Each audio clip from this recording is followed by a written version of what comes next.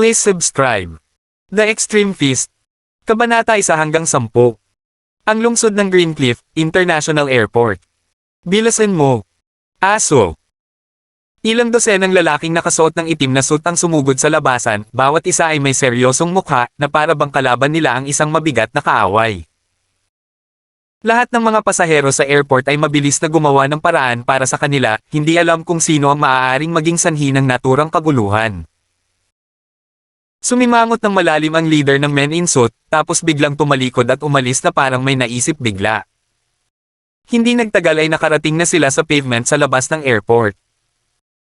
Si Ethan Hunt ay nakaupo sa isang mahabang bangko, dahan-daang nagbubuga ng usok ng sigarilyo mula sa kanyang bibig. Sana makabalik ka, miss ka na niya, magalang nasabi ng pinuno kay Ethan habang nakatayo ito ng mga 5 hakbang sa likuran niya. Sa harap ng ibang tao, ang pinunong ito ay may mataas na katayuan, at walang nang ahas na sumalungat sa kanya. Ngunit sa harap ng binatang ito, nakaramdam siya ng labis na kababaan. Miss niya ako. Bahagyang lumingon si Ethan at may ngisi sa kanyang mukha. Nami-miss niya ba ang impluwensya ko?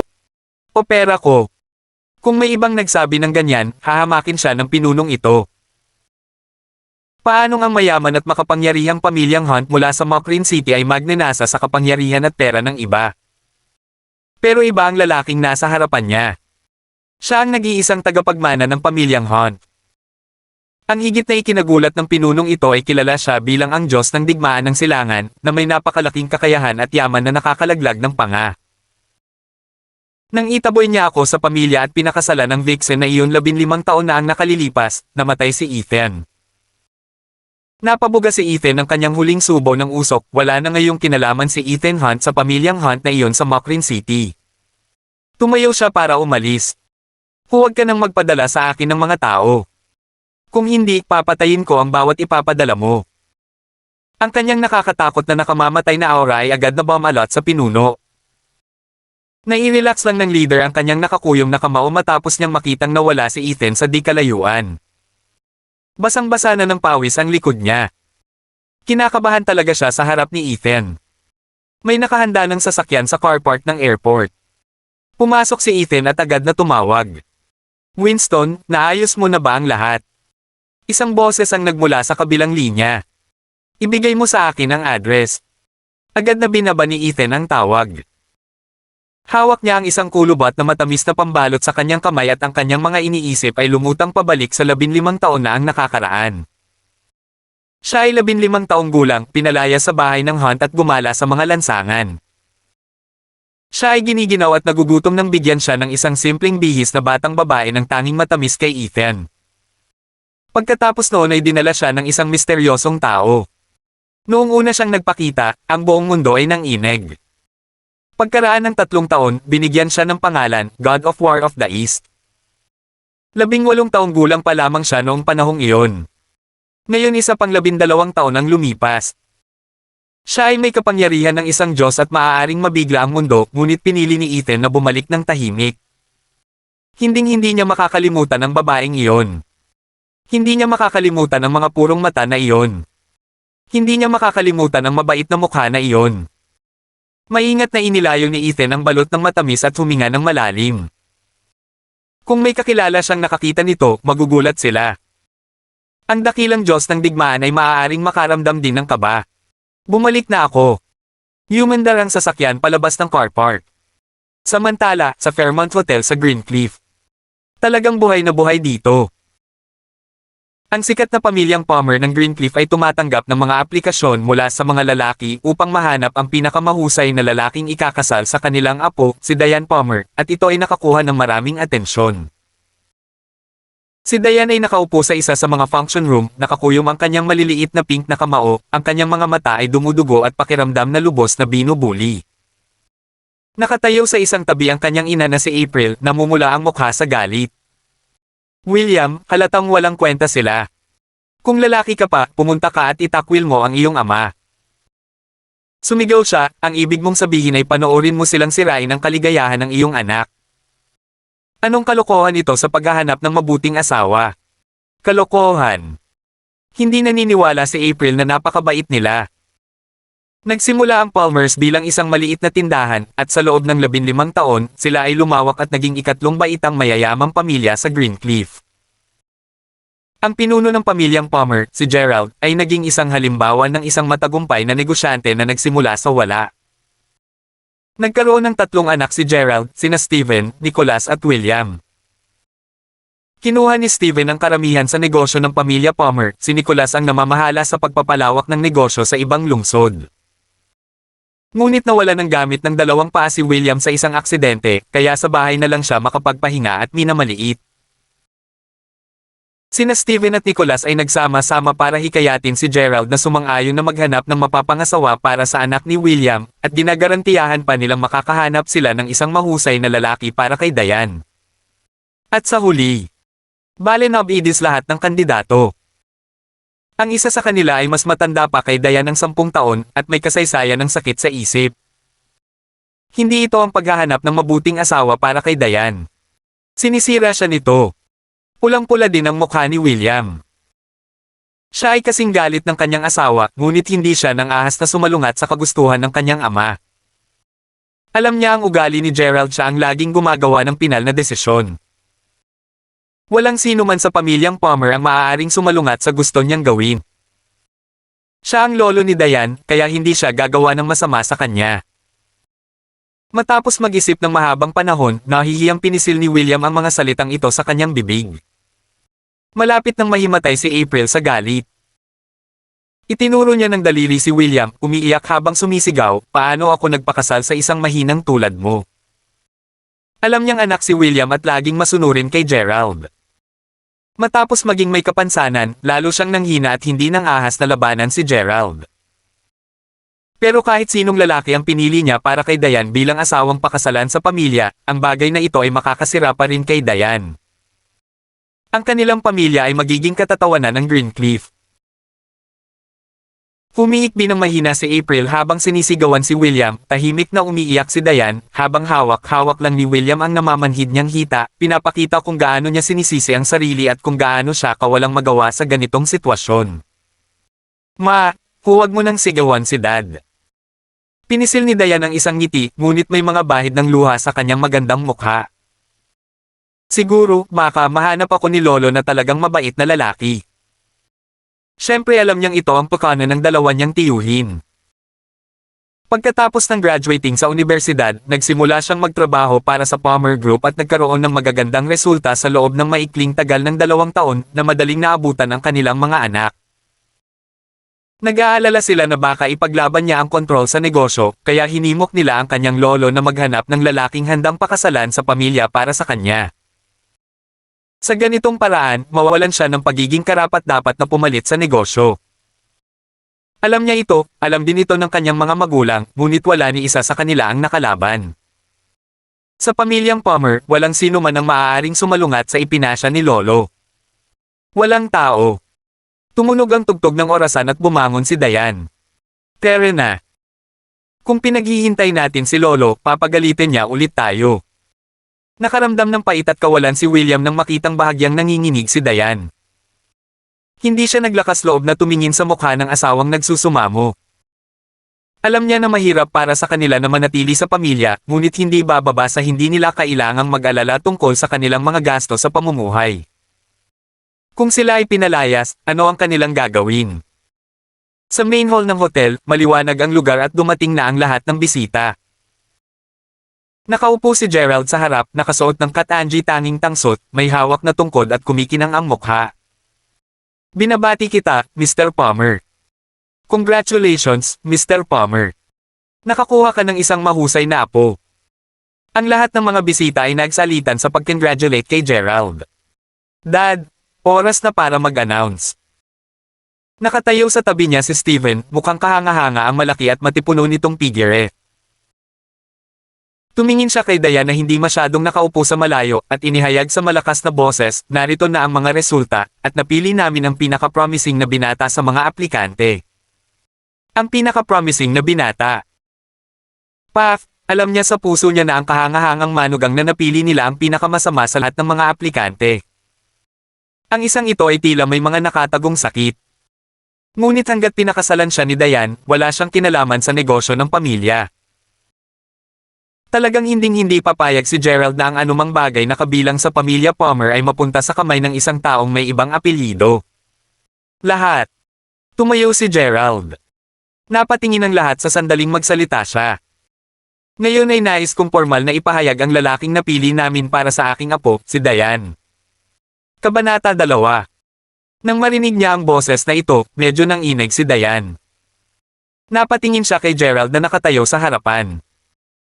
Ang lolo na ito ay hindi kailanman nag-aalala tungkol sa kanya mula noong siya ay ipinanganak. Hindi man lang siya tiningnan ni Gerald noong ipinanganak siya dahil babae siya. Ngayon ay pipiliin niya ang kanyang asawa at gagawa ng desisyon na makakaapekto sa natitirang bahagi ng kanyang buhay. Huminga ng malalim si Diane. Siya ay galit at bigo at ibinuka niya ang kanyang bibig upang tumutol, ngunit bigla niyang nakita si William na nakaupo sa kanyang wheelchair na umiiling sa kanya, nagmamakaawa sa kanyang mga mata. Kaya wala siyang sinabi. Mga binibini, pagkatapos ng proseso ng pagpili ng aming pamilya, sa 10 magagandang aplikante, napili namin ang pinakamahusay na maging asawa ni Diane. Sana lahat ng nandito ay pagpalain ng bagong mag-asawa. With that, nagpalakpakan ang lahat. Para kay Diane, kinukutsa siya ng palakpakan na ito. O kahit naaawa sa kanya. Namumula ang kanyang mga mata, at pilit niyang pinipigilan ang pagtulo ng kanyang mga luha. Dad, ito ang lalaki. Kinuha ni Steven ang isang card na maganda ang disenyo at ipinasa kay Gerald. Ang pangalan ng kanilang huling pagpipilian ay nakasulat dito. Sinuri na nilang mabuti. Ang taong ito ay walang background na mapag-uusapan, isang ulila, higit sa 30 taong gulang, mahina ang pinag-aralan, walang kultura, walang mga kasanayan at walang tirahan. Maaari mong sabihin na siya ay maituturing na isang ganap na walang silbi na tao. At dumanas pa siya ng paulit-ulit na pagkabaliw. Narinig nila na ito ay namamana. Kung gayon, pagkatapos ng lalaking ito napakasalan si Diane, bukod pa sa pagputol ng negosyo ng pamilya kay Diane, kahit ang kanyang mga anak ay maaaring makakalimutan ang pagkuha ng isang sentimo mula sa mga Palmer. Tiningnan ni Steven si Diane at ang pamilya na nakaupo sa isang lugar at may kaunting saya sa mukha niya. Ngayon gusto kong ipahayag ang aming huling pagpipilian. Malayo ang paningin ni Gerald at hindi makakita ng malinaw, kaya't pinaikit niya ang kanyang mga mata at tiningnang mabuti ang card bago ibinalita, ang maswerteng binata na ito, Ethan Hunt. Sa sandaling ipahayag ang pangalan, ang lahat ay lumingon sa likod ng pinto ng hotel. He was marrying into the family, kaya syempre mula sa likod na pinto lang siya makakalakad. Bumukas ang pinto sa likod at pumasok ang isang binata. Si William at ang kanyang asawa ay hindi makatiis na tumingin. Alam nilang tiyak na pipiliin ni Steven ang pinakamasamang lalaki na magiging asawa ni Diane. Pero lumingon si Diane. Gusto niyang makita kung sino ang magiging asawa niya. Tumangala si Ethan at sinalubong ang kanyang mga mata, ngunit walang sinabi. Naglakad siya sa tapat ng hall at lahat ay nakatingin sa kanya. Kakaiba ang ekspresyon ng mukha niya ay parang nanunuya, pati na rin medyo may mali siya. Ethan, binabati kita sa ginawa mong asawa ni Diane at nagpakasal sa pamilyang Palmer. Dagdag pa ni Steven, you don't have to thank us, we just hope that you will take good care of Diane. Para sa kanya, dapat na walang hanggang pasasalamat si Ethan sa mga Palmer sa pagbibigay ng tahanan sa isang ulilang walang tirahan na tulad niya. Lumapit si Steven kay Diane at marahang hinawakan ang kamay nito, puno ng pag-aalala ang mukha nito. Halika, Diane. Hinawakan niya ang kamay ni Diane at dinala siya sa harap ni Ethan, pagkatapos ay ipinatong ang kamay niya sa kamay ni Ethan. Ang lahat ng mga bisita ay nagsimulang pumalakpak muli nang makita nila ito, na parang dumedalo sila sa isang napakasayang seremonya ng pakikipag-ugnayan. Pero alam ni William at ng pamilya na pinagtatawanan lang sila ng lahat. Sa bukas, malalaman ng lahat ng Greencliff na ang isang lalaki ay nagpakasal sa pamilyang Palmer bilang asawa ni Diane, at ito ay magiging usapan ng bayan. Nawala ang isip ni Diane, na para bang nawala na siya ng laman. Parang hindi na niya naririnig o nakikita, at hindi niya alam kung anong oras natapos ang piging. Nang matapos ang handaan, agad na umalis si April na umiiyak, habang si William naman ay mabilis na iginulong ang kanyang wheelchair sa tabi niya. Sa entrance ng hotel, umihip ang malamig na hangin sa kanyang mukha at natauhan si Diane. Napatingin siya kay Ethan na nakatayo sa tabi niya. Walang ekspresyon ang mukha niya, pero paos ang boses niya. Tito, hindi kita sinisisi. Siya ay tahimik na nagpatuloy, kailangan mo ring kawan. Si Ethan ay mas matanda sa kanya ng 10 taon, kaya tila nararapat na tawagin siyang uncle. Walang sinabi si Ethan. Hindi siya umimik buong araw. Ang taong nasa harap niya ay ang batang babae mula 15 taon na ang nakakaraan. Mabait pa rin siya gaya ng dati. Nagparaya siya sa sitwasyong ito at dumanas ng ganitong uri ng pambubuli para lang mabuhay ng masaya ang kanyang mga magulang. Oh, mahal kong pinsan, binabati kita.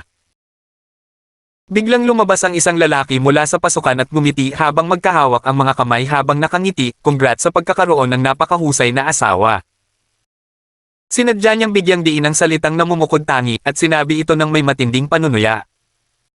Kumunat ang noo ni Diane at napakagatlabi. Napatingin siya kay Archie Palmer at naikuyom ang mga kamao. Ang aking ama at ang pamilya ay nagsumikap sa iyong kasal, mamantong hininga si Archie habang sinabi niya. Well, now that it's all settled and you've found someone, makakatahimik na rin ang tiyuhin ko. Wala siyang pakialam na mamaatla ang mukha ni Diane at mamaling ng tingin kay Ethan. Ang walang kwentang lalaking ito ay natagpuan ng kanyang ama na si Steven. Nang maisip niya ang impormasyon tungkol sa kanya, hindi niya napigil ang matawa. Kaya't ang isang tao ay maaaring maging walang silbi. Sa aking bagong pinsan, ngayong ikinasal ka na sa Palmer, mas mabuting maging mabait ka sa aking pinsan dito, tuwang-tuwang pagpapatuloy ni Archie. Bilasan mo magkaanak, okay? Ito rin ang magpapasaya kay Lolo. Kahit ano pa ang hitsura ng iyong anak, o kahit na manganak ka ng isang may kapansanan, kayang-kaya ng mga Palmer na palakihin siya. Hindi na nakatiis si Diane. Archie, tapos ka na ba? Diane, I'm just giving my blessings to you guys, sagot ni Archie. Sabi rin ni Lolo, sana magkaanak na kayo. I think tatapusin mo ang misyon ngayong gabi. Kung talagang may retarded na bata sila, mas nakakatawa pa. Ikaw. Nagtaas ng kamay si Diane at agad na nagdilim ang mukha ni Archie. Ano, gusto mo akong suntukin? Nakagat ni Diane ang kanyang labi, galit at galit. Kung maglakas loob siyang saktan ng panganay na apo ng mga Palmer, bukas ay itataboy ang kanyang pamilya sa pamilya. Sa kanyang lolo, ang mga apo lamang ang miyembro ng pamilya ni Palmer. Siya, ay hindi karapat-dapat. Lalong natuwa si Archie nang makita niyang ibinaba ni Diane ang kamay niya. Dahil bata pa sila, siya lang ang nakakabuli kay Diane. Panaginip lang si Diane na samantalahin siya. Ginagawa ko ito para sa ikabubuti mo, ngunit hindi mo pinahahalagahan ang aking mabuting hangarin, sadyang napabuntong hininga si Archie, maraming taon nang naparalisa ang iyong ama, at matagal nang namatay sa gutom ang iyong pamilya kung ang hindi ka sinuportahan ng pamilya Palmer. Now we've took so much effort to find you a husband and you're not just ungrateful but you also want to hit me. Kung alam ni Lolo na sinubukan mo akong saktan, ang kahihinatnan. Nagsimulang manginig si Diane. Tiningnan niya si Archie nang may matinding galit paanong naging ganito kawalandiya ang isang tao. Tumalikod na siya para umalis, ngunit hinarang muli ni Archie ang daan niya. Diane, ito ang desisyon ni Lolo. Kung hindi ka masaya, sabihin mo sa kanya.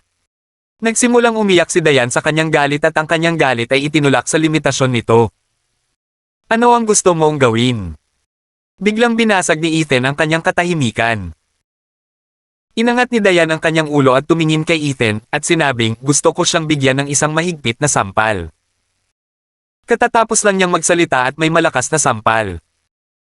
Hinawakan ni Archie ang kanyang mukha habang bumagsak siya sa lupa, at wala na siyang oras para sumigaw. Nagawa lang niyang mag-react nang maramdaman niya ang pag-aapoy sa mukha niya. Siya ang nasampal. Si Ethan ang sumampal sa kanya. Natigilan si Archie, gayon din si Diane. Naglakas loob si Ethan na suntukin si Archie. Isa lang siyang lalaki na nagpakasal sa pamilya. Ikaw. Agad na namutla ang mukha ni Diane dahil sa takot. Papatayin ni Archie si Ethan. Bakit mo ako pinakinggan? Bulong ni Diane.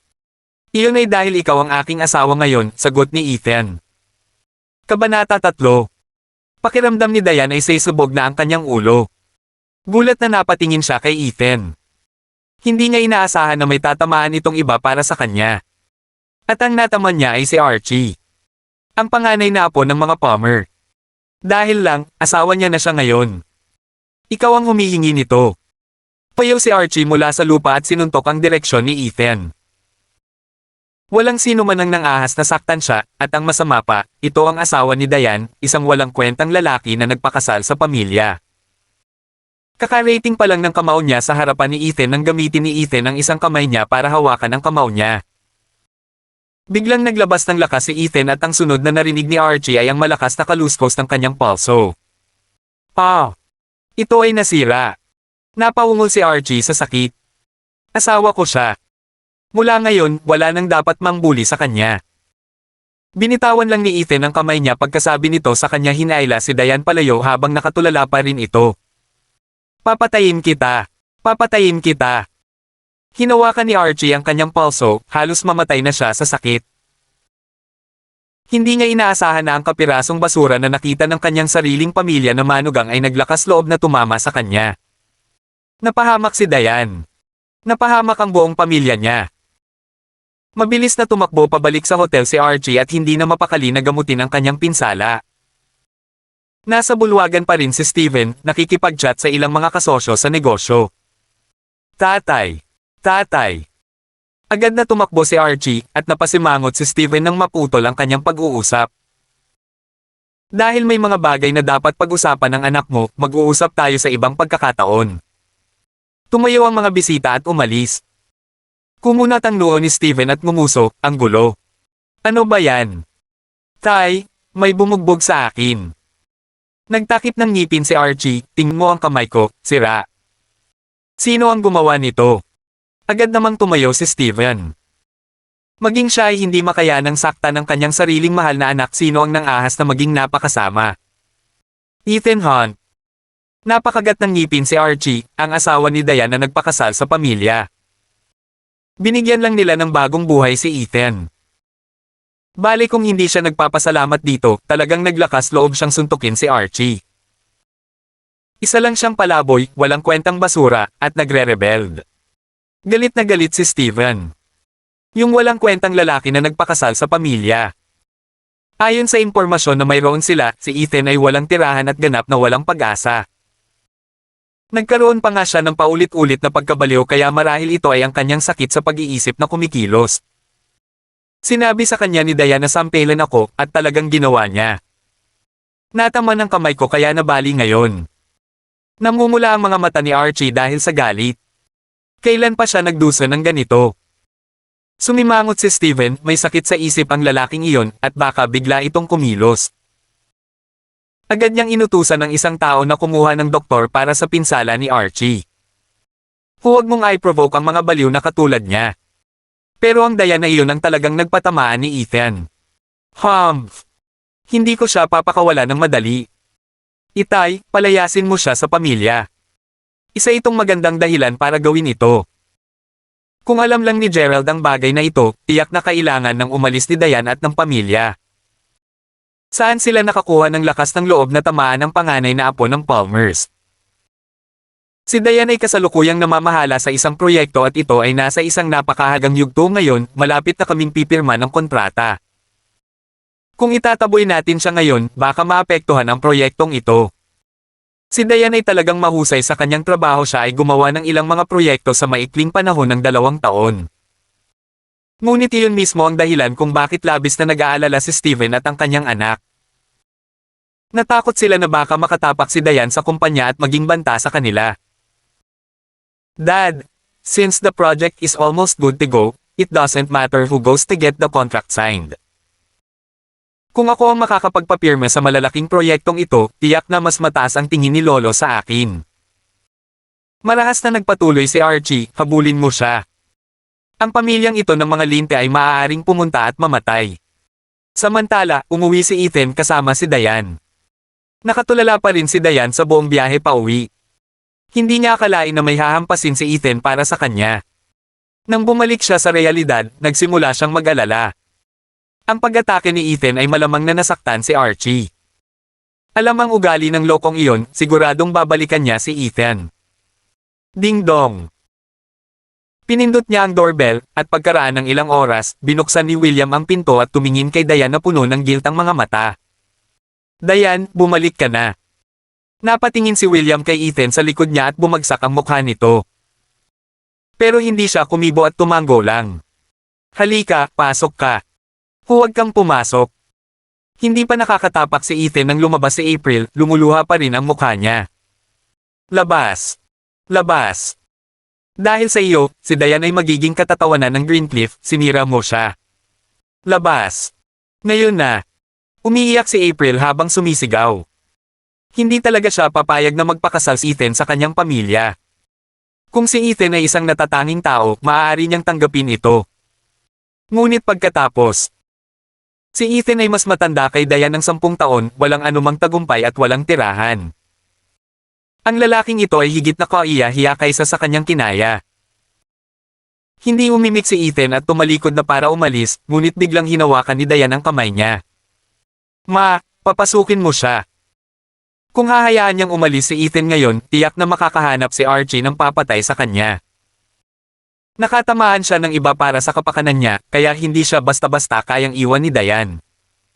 Diane, siya. Siya na ngayon, asawa ko na. Napakagatlabi si Diane. Kakaiba sa kanya ang salitang asawa, tila may dalang mga karayom na masakit na tumusok sa kanyang puso. Nanginginig ang mga labi ni April habang ipinilig ang kanyang ulo sa kawalan ng pag-asa, naghuhugas ako ng kamay dito. Tumakbo siya pabalik sa kwarto niya at padubog na isinara ang pinto. Come in, malumanay na sabi ni Diane sa kanya. Tumango si Ethan at pumasok sa bahay na ito na hindi itinuturing na malaki.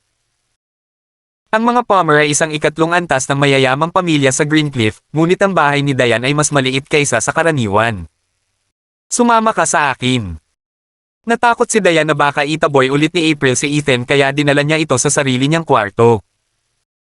Ang silid ay hindi malaki, ngunit ito ay napakaayos at maayos. Kumuha si Diane ng alpombra at banig sa aparador at inilagay sa sahig. Medyo pagod ang boses niya habang sinasabing, "You'd better not go out for the time being. Hindi ka bibitawan ni Archie. Dito ka muna sa bahay ko, hindi siya maglalakas loob na hawakan ka dito." Napatingin si Diane kay Ethan. Mahirap isipin na bigla siyang nagkaroon ng asawa. Mula ngayon, sa sahig ka na matutulog, sa kama ako matutulog. Buhay mo at mabubuhay ako sa akin, okay? Hindi umimik si Ethan at tumango lang. Alam niyang tiyak na hindi siya maalala ni Diane at tiyak na hindi siya mai-inlove sa kanya.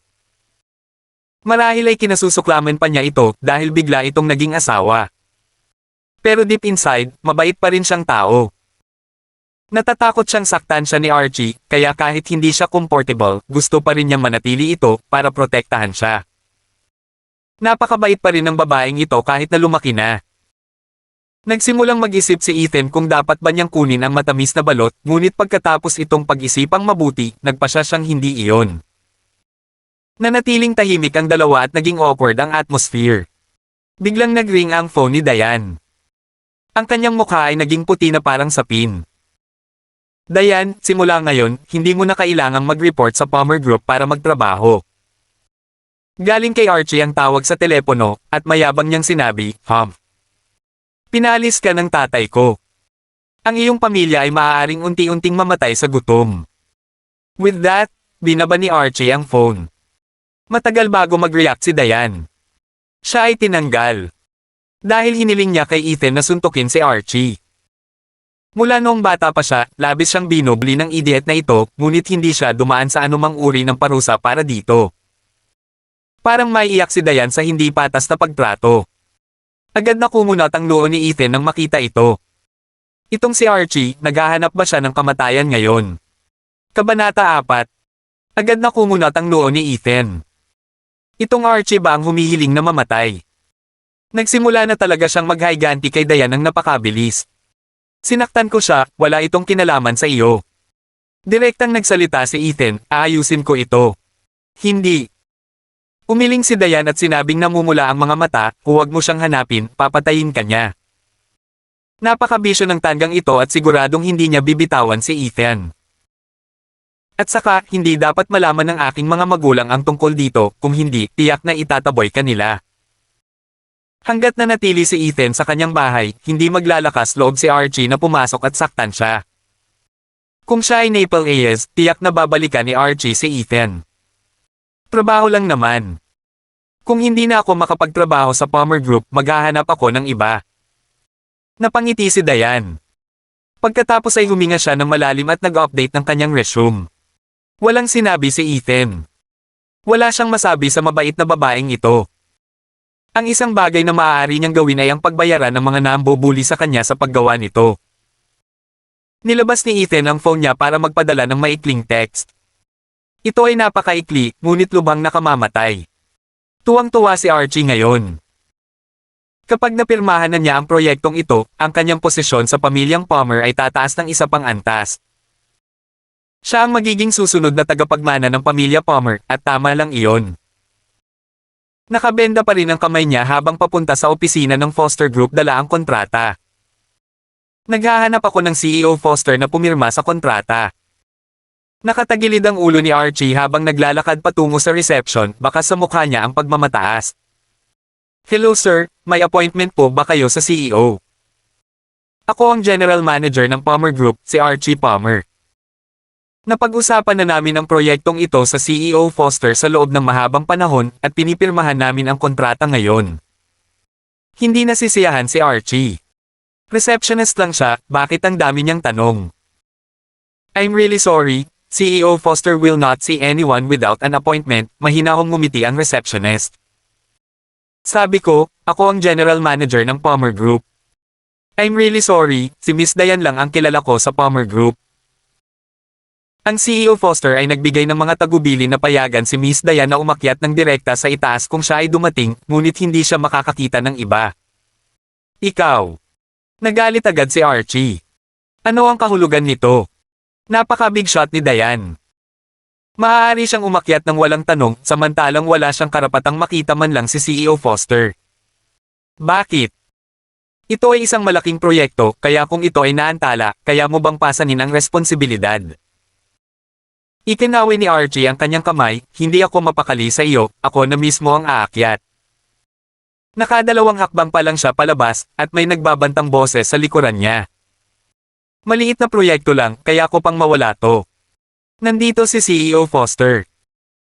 Agad nang umiti si Archie at agad na nagbago ang tono ng boses, CEO Foster, kung ano man ang sinasabi mo, nagbibiro lang ako. Maaaring ito ay isang maliit na proyekto para sa iyo, ngunit sa Palmer Group, ito ay isang malaking proyekto. Nagmamadali siyang tumakbo at mukhang magalang, nadala ko na ang kontrata ngayon, hindi ako sigurado kung CEO Foster. Kailan ko sinabing pipirma ako sa Palmer Group? Sumimangot na lang si CEO Foster. Natigilan si Archie. He blurted out, hindi pa ba napag-usapan ni Diane sa iyo? Tama, napag-usapan na ni Diane sa akin ang lahat. Kaya kung kailangang pirmahan ng isang kontrata, pipirmahan ko ito sa kanya. Sino ka? Lalong nagalit si Archie. Siya ang panganay na apo ng mga Palmer, ang pangkalahatang tagapamahala ng Palmer Group, at tinanong ng CEO Foster kung sino siya. Ako. Wala akong pakialam kung sino ka. Para sa proyektong ito, si Diane lang ang pipirmahan ko. Nagdilim ang mukha ni CEO Foster at agad na tumakbo ang isang dosenang security guard. Walang ibang tao ang may karapatang pumirma ng kahit ano sa akin. Tingnan mo siya. CEO Foster, CEO Foster. Nagsimula ng mag-alala si Archie. Kung nawala sa kanya ang proyektong ito, mabubugbog siya hanggang sa makauwi siya.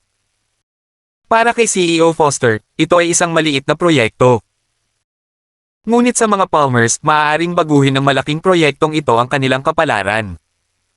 Bakit gusto mong gumawa ng eksena? Lumingon si CEO Foster at nandilatan si Archie, tapos biglang naging seryoso ang mukha niya. Itapon mo siya. Bago pa makapag-react si Archie, hinawakan na siya ng lahat ng security guard at itinapon palabas ng main door. OWW. Napasigaw si Archie sa sakit na nanggagaling sa kamay niyang nasugatan. Kailan pa siya dumanas ng ganitong kahindek-hindek na pagtrato? Paano kaya siya pinalayas ng ganito? Diane. Damo Diane. Pulang-pula ang mukha ni Archie, at ang kanyang pagkadismaya ay naging galit nang makita niyang maraming dumaraan ang nakatingin sa kanya. Mukhang may malilim na nangyayari sa pagitan mo at ng CEO Foster na ito. Kung hindi, bakit si CEO Foster lang ang pipirma ng kontrata kay Diane at hindi sa kanya? Si Diane ay pinaalis na nila, kaya walang paraan na pupunta si Diane dito. Ngunit paano kung bumagsak ang deal? Galit na galit si Archie ngunit nakahawak lang siya sa kontrata at hinanap agad si Steven. Sa oras na ito, si CEO Foster ay nasa itaas na palapag ng kanyang opisina na tumatawag ng napakapagpakumbaba. Kuya Winston, nagawa ko na ang sinabi mo. Hindi ako sigurado kung sinong mahalagang tao ang nakahingi kay Brother Winston ng ganoong pabor. Puno ng matinding paggalang at kahit ilang paggalang ang mukha niya, kabaligtaran talaga ng pakikitungo niya kay Archie kanina. Siya ang boss ko. Hindi siya humingi ng pabor sa akin, tinutupad ko lang ang utos niya, get it? Ang boses na lumalabas mula sa telepono ay nagpanginig ng husto sa katawan ni CEO Foster. Agad siyang tumango, nakuha ko. Si kapatid na Winston ay nakakatakot na lampas sa kanyang imahinasyon, kaya kung ito ang amo ni kapatid na Winston, iyon ay katumbas ng amo ng kanyang amo kung gaano siya nakakatakot. Hindi man lang siya naglakas loob na isipin iyon. Tom Foster, palagi mo bang naiisip na lahat ng nakamit mo sa Greencliff sa nakalipas na 5 taon ay ibinigay ko sa iyo? Biglang tanong ni Winston. Nagmamadaling sumagot si Tom Foster, kung hindi nagsikap si Brother Winston na ayusin ako, magiging gangster pa rin ako sa mga lansangan at wala ako sa kinatatayuan ko ngayon. Mag-isip ka ng mabuti, patuloy ni Winston. Natigilan si Tom Foster. Hindi ito ang tamang sagot. Ngunit si Winston ang tumulong na ituro siya sa tamang direksyon upang makuha niya ang kalamangan sa ilang mahahalagang yugto na naitatag ng maayos ang kanyang pundasyon upang siya ay makasulong sa kung nasaan siya ngayon. Kung wala ang patnubay ni Winston, alam ni Tom Foster na hindi niya ito gagawin. Bigla siyang napalunok at nagsimulang manginig ang boses, ito ay ang amo ni Kuya Winston. At least matalino ka. Patuloy ni Winston, sa isang salita, kaya niyang ibigay sa iyo ang lahat. Katulad nito, sa isang salita, maaari niyang alisin ang lahat ng mayroon ka. Naiintindihan mo ba ang ibig kong sabihin? Nakuha ko. Agad namang sumagot si Tom Foster. Salamat Kuya Winston sa iyong paggabay, sisiguraduhin kong magiging maayos. Hindi na nagsalita si Winston at ibinaba na ang tawag. Naramdaman ni Tom Foster na nanghina ang kanyang mga paa, kaya't lumapit siya sa sofa at mabigat na umupo dito habang siya ay huminga ng mahabang hininga. May malamig na pawis sa kanyang noo dahil sa kanyang kaba. Kaya ang nasa likod niya ay talagang big boss na iyon, at dahil sa isang salita lang mula sa kanya, siya ay kung nasaan siya ngayon. Anong klaseng baliw na kapangyarihan ito? Sa wakas ay kumalma na rin siya pagkatapos ng mahabang panahon. Ngunit hindi nabawasan ang pagkagulat sa kaibuturan ng kanyang puso. Sa isip niya, walang mukha itong amo ng amo niya, pero sapat na ang pag-iral niya para yumuko siya at sumamba. Mukhang konektado si Diane kay Big Boss. Si Steven at ang kanyang anak ay naghihintay lamang na mamatay. Huminga ng malalim si CEO Foster at sinubukang pigilan ang pagkabigla sa kanyang puso. Kabanata 5. Bahay ni Steven. Nakaupo si Gerald at umiinom ng tsaa. Siya ay dumating upang magtanong tungkol sa partikular na proyekto. Ang nakakaakit na amoy ng usok ng insenso ng Agarwood ay humihip mula sa isang gilid. Tatay, ang proyektong ito kasama ang CEO Foster ay napakahalaga sa mga Palmer, sabi ni Steven habang gumagawa siya ng tsaa. Siyempre. Ang Palmers ay malapit ng tumaas ng isang antas na mas mataas. Masayang pagpapatuloy ni Gerald, so what's the status of this project? Walang problema, pumunta si Archie para pirmahan ang kontrata ngayon. Nagpatuloy si Steven, hindi ka kailanman binaigo ng apo mo. Natuwa naman si Gerald at tumango. Lahat ng mga lalaki ng pamilya Palmer ay namumukod tangi. Tatay. Patakbong pumasok si Archie na parang bagyo, may masamang ekspresyon sa mukha. Nang makita niyang nandito si Gerald, wala siyang lakas ng loob na magsalita. Nag-uusap lang kami tungkol sa iyo. Sinenyasan ni Steven ang kanyang ama, gustong tanungin ng lolo kung kumusta na ang proyekto kasama si CEO Foster, pinirmahan na ba niya ang kontrata. Napatingin si Archie kay Gerald at medyo kinabahan at nauutil. Ito proyekto. Nang makita niya kung paano siya nag-aalangan sa mga salita, bumagsak ang mukha ni Steven at masama ang pakiramdam niya tungkol dito. Pumunta ako sa kanyang opisina ngayon, ngunit ang CEO Foster ay kailangang dumalo sa iba pang mga bagay at wala sa paligid. Hiniling niya sa akin na pumunta ulit bukas para mapirmahan ito, nagawa ni Archie na pisilin ito. Kung alam ni Lolo na natalo siya sa deal na ito, papatayin siya ni Lolo. Ang CEO na ito na si Foster ay nagsimula sa wala at palagi siyang mayabang. Since he asked you to wait one day, then just wait, sagot ni Gerald na puno ng ngiti ang mukha. Oo, Lolo, maghihintay ako gaya ng sinabi mo, pilit na sagot ni Archie. Pero masasabi ni Steven na may mali. Wala siyang sinabi hanggang sa makaalis ang kanyang ama, pagkatapos ay tinawag niya si Archie sa loob ng study na may madilim na ekspresyon sa kanyang mukha. Ano ang nangyayari? Galit siyang sumigaw, kung maglakas loob kang magtago ng anuman sa akin, bugbugin kita hanggang mamatay. Tatay. Galit na sagot ni Archie, wala itong kinalaman sa akin. Si Diane yun. Galit niyang ipinagpatuloy, sinabi ng CEO na si Foster na pipirma lang siya ng kontrata kay Diane, at lahat ng iba ay walang karapatang makita siya literal na pinalayas ako ng opisina nila kagad. May masamang ekspresyon sa mukha si Steven. Ang kanyang anak ay pinalayas. Ang Diane na iyon ay dapat na natutulog sa CEO Foster, kung hindi, paano magiging ganoon ang mga bagay? Malungkot na sabi ni Archie. Sinabi din ni CEO Foster na kung ang pumirma sa kanya ay hindi si Diane, maaari nating kalimutan ang tungkol sa proyektong ito at wala siyang pakialam. Maaari niyang piliin na huwag pakialaman, ngunit hindi magawa ng mga Palmer. Alam mo ba kung magkano ang namuhunan ng mga Palmer sa proyektong ito? Tumangala si Steven sa kanyang anak, handa na siyang sampelan hanggang mamatay. Kung mawawala ang proyektong ito, kahit na hindi kita patayin, gagawin ng lolo mo. Agad namutla ang mukha ni Archie. Anong gagawin natin ngayon? Nag-aalalang tanong niya.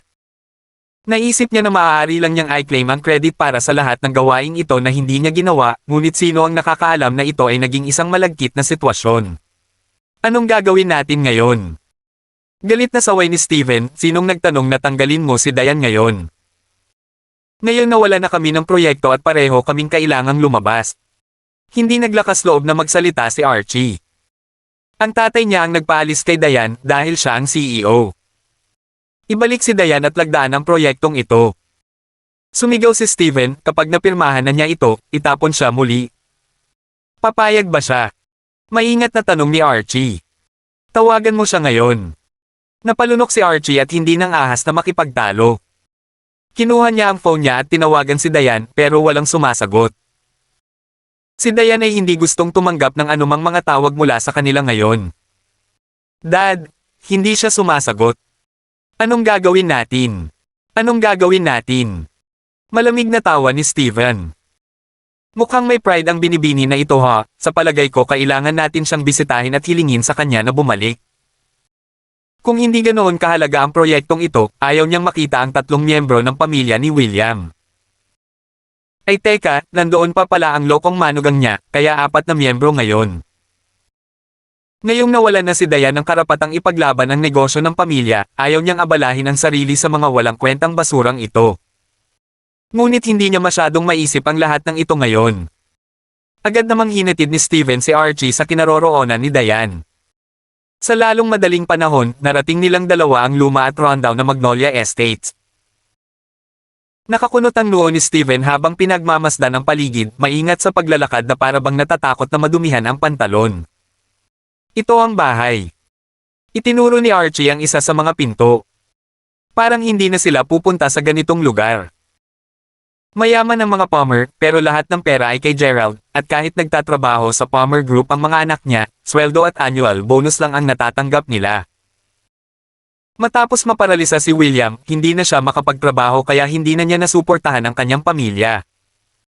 May bahay siyang tinitirhan dahil naawa sa kanya ang kanyang ama. Malakas na kinatok ni Archie ang pinto. Darating. Bakit kailangan mong iuntog ng malakas ang pinto? Iyon ang boses ni April na nagmumula sa bahay.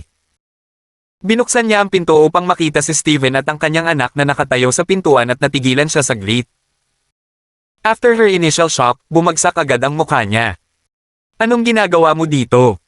Hinahanap namin si Diane. Kalmadong sinabi ito ni Steven habang tinutulak ang pinto at pumasok. Nasaan siya? Wala siya. Masungit na nagsalita si April, anong gusto mo sa kanya? Diane. Hindi mapakali si Steven kay April at nagsimulang sumigaw. Nandito si Tito Steven, hindi ka ba lumalabas para batiin ako? Naririnig siya ni Diane mula sa kanyang silid. Hindi niya inaasahan na talagang pupunta sila sa kanyang lugar. Sa lahat ng mga taon na ito, kahit na paralisado ang kanyang ama, hindi pa sila binisita ni Steven. Ano ang gusto nila ngayong araw? Halika, alis na tayo. Hinayla ni Ethan ang kamay ni Diane at kinaladkad siya palabas. Nagsimulang tumawa si Steven nang makitang lumabas si Diane. Diane, galit pa rin ba sa akin? Hindi sumagot si Diane. Tungkol sa pagpapalis sa iyo ng kumpanya, iyon ay isang hindi pagkakaunawaan. Isang tingin ng "I don't care" ang bumungad sa mukha ni Steven, ngunit kailangan ka ng kumpanya pabalik para pirmahan ang kontratang iyon sa CEO Foster. Kung gusto mo pa ring umalis sa kumpanya, maaari kang umalis pagkatapos mapirmahan ang kontrata. Nagsimulang manginig ang katawan ni Diane sa sobrang galit nang marinig niya ito. Kapag hindi nila siya kailangan, pinalis lang nila siya. Kapag kailangan nila siya, agad nilang hinanap siya. Ano ang kinuha nila sa kanya? Isang tool para itapon lang ito pagkatapos gamitin. Naintindihan din ni April ang nangyayari. Si Steven at ang kanyang anak ay talagang pinalis si Diane at hindi niya alam. Steven, anong ibig sabihin nito? Ano ang ginagawa mo kay Diane? Ano ang tingin mo sa buong pamilyang ito? Galit na galit siya. Tita April, ang iyong pamilya ay walang halaga. Naiinis na nagpatuloy si Archie, ngayon lang dahil may halaga si Diane, kung hindi, hindi ako mag-aabala na pumunta sa isang napakagandang bahay na tulad mo. Ikaw. Napuno ng galit ang mukha ni April at itinaas niya ang isang kamay para sampilan ang mukha ni Archie. Saktan mo kung maglakas loob ka. Nagbabanta ang sigaw ni Steven, ikaw na matandang babae, naglakas loob kang saktan ng isang miyembro ng pamilya Palmer. Napakagatlabi si April. Tinawag lang niya itong matandang hag na kakainsulto. Biglang may narinig na malakas na sampal. Napahawak si Archie sa mukha niya na hindi makapaniwala. Sinaktan na naman siya ni Ethan. Sino ang nagbigay sa iyo ng lakas ng loob para insultuhan ang biyenan ko ng ganoon? Si Ethan ay humakbang pasulong at mahinahong sinabi, kung kailangan mong humingi ng pabor, mas mabuting humingi ka ng mapagkumbaba at mabuti. Hindi ka ba tinuruan ng papa mo niyan? Kabanata 6. Ikaw. Galit na galit si Archie, ngunit hindi siya nang ahas na gumanti. Ang kamay niya ay nabali ni Ethan, ang baliw na ito. Ayaw niyang mag-provoke ng isang baliw na lalaki. Kumunat ang noo ni Steven. Hindi niya akalain na basag pala talaga ang ulo ng asawang nahanap niya para kay Diane at naglakas loob na suntukin si Archie sa harapan niya. Hindi ko pa naayos ang nakaraang usapin sa iyo. Pinaikit ni Steven ang kanyang mga mata na para bang nakatingin sa ibaba mula sa itaas. Ngunit sa sandaling iyon nang tumingin siya sa mga mata ni Ethan, pakiramdam niya ay nahulog siya ng libu-libong talampakan sa malalim na bangin. Hindi maiwasang manginig ng bahagya ang kanyang mga paa. Para siyang nakatingin sa isang nakakatakot na mabangis na hayop na naghihintay na kainin siya sa isang kagat. Nakakatakot tingnan. Nakikipag-ayo sa akin. Kalmadong nagpatuloy si Ethan, mukhang wala kayo rito para hilingin na bumalik si Diane sa kumpanya. Nandito ka para gumawa ng eksena. Agad namang kinalma ni Steven ang sarili matapos itong marinig at pinigilan ang galit na namumuo sa kanyang puso. Hindi niya guguluhin ang dapat niyang gawin dahil sa isang baliw. Pagkatapos nilang mapirmahan ang kontratang ito, siya na ang bahala sa mga taong ito. Humph! Diane, kailangan ka ng Palmer Group, bumalik ka. Tumingin siya kay Diane at walang kahit katiting na sinseridad sa boses niya. Hindi alam ni Diane ang gagawin. Maging si April ay natulala. Hindi niya akalain na darating ang araw na personal na darating si Steven para yayain si Diane sa trabaho. Pero ang ugali nila kanina ay sobrang nakakagalit. Mukhang hindi mo gets ah.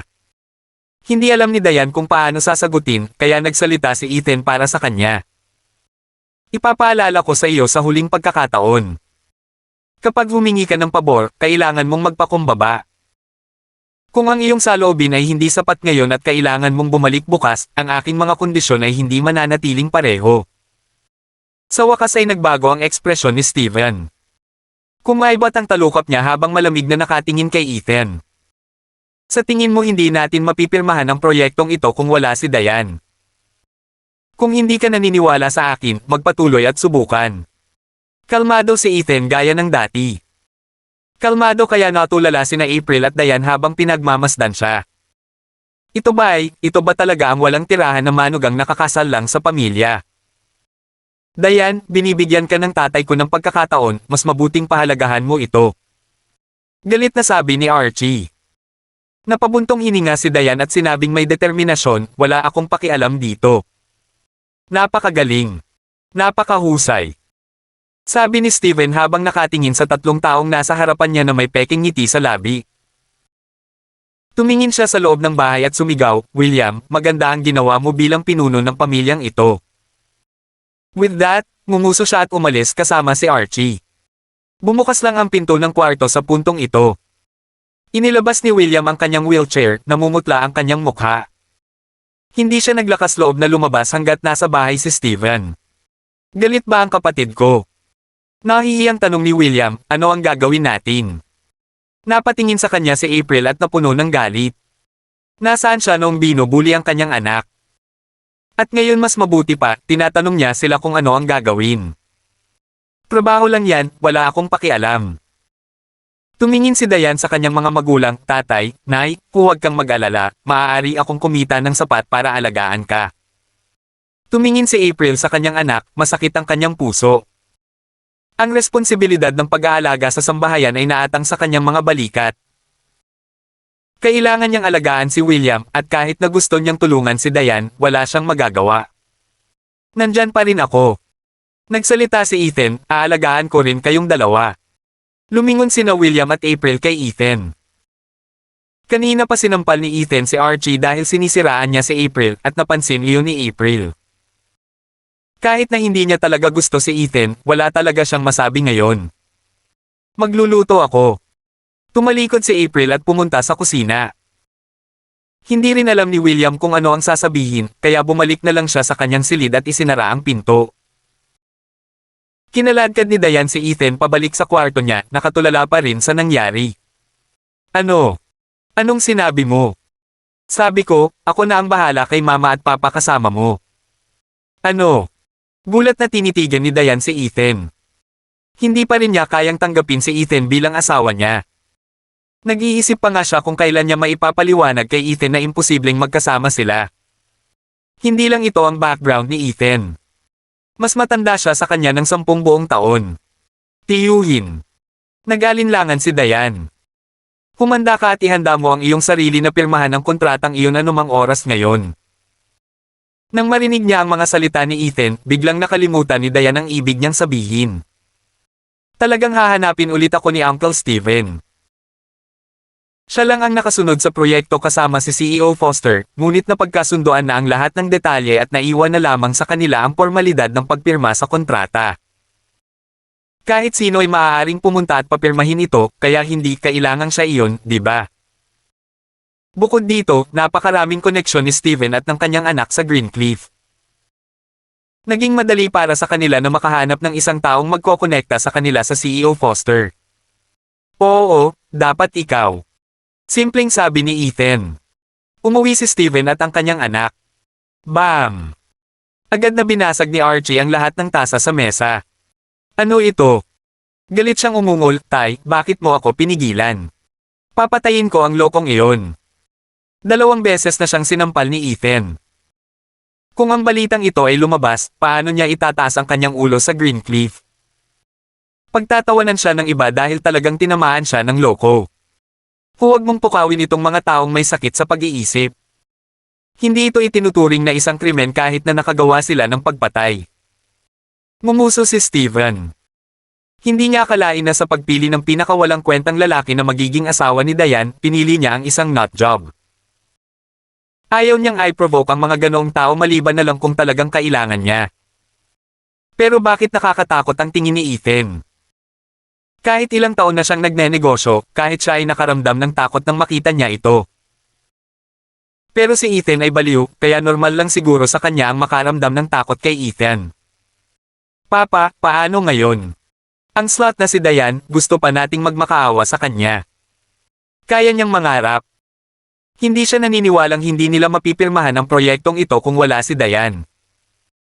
Pinaikit ni Steven ang kanyang mga mata, pagkatapos ay gumawa ng ilang mga tawag sa telepono.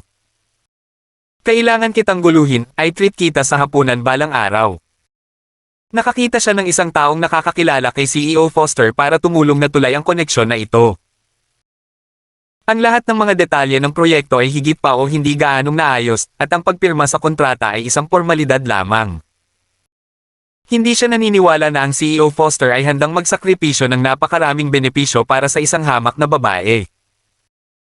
Relax, madalas na nakipagtulungan si CEO Borden kay CEO Foster, kaya hindi ito dapat maging problema sa tulong niya. May halagang babayaran para sa paggamit ng koneksyong ito, ngunit ito ay mas mabuti kaysa sa paghingi ng tulong kay Diane. Nakahinga ng maluwag si Archie matapos itong marinig. Tatay, kapag natapos na ang proyektong ito, gusto kong itapon si Diane at ang pamilya sa Greencliff. Isang masamang ideya ang sumilay sa mga mata ni Archie. Kung hindi siya tinuring na parang kapatid ko, gusto ko pa nga. Archie, huwag kang masyadong lumayo. Kapag nalaman ito ng lolo mo, patay ka na. Agad na kumalma si Archie. Naisip lang niya iyon. Si Diane ay maganda, ngunit walang sinumang babae na hindi niya makukuha. Nag-uusap silang dalawa nang mag-ring ang phone ni Steven.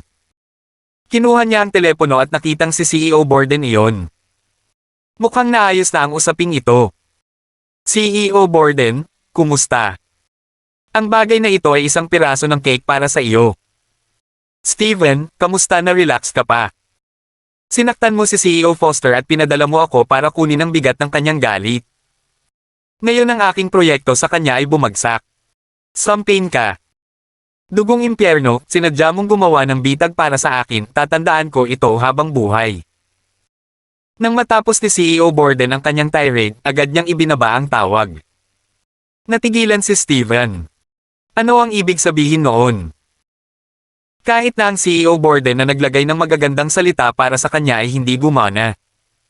Sinira pa niya ang proyekto ni CEO Borden. Ano ang ibig sabihin ng CEO Foster sa lahat ng ito? Dad, kailangan ba nating magmakaawa kay Diane? Napalunok si Archie. Kabanata 7. Kahit ang CEO Borden na naglagay ng magandang salita para sa kanya ay hindi gumana. Hindi ba't malapit na magkaibigan sina CEO Borden at CEO Foster mula sa paaralan? Mayabang pa rin si Archie kanina, pero ngayon ay hindi man lang siya makangiti. Kung talagang nagpumilit siyang pumirma sa walang iba kundi si Diane, talagang kailangan nilang pumunta at magmakaawa sa kanya. Sumeryoso ang mukha ni Steven.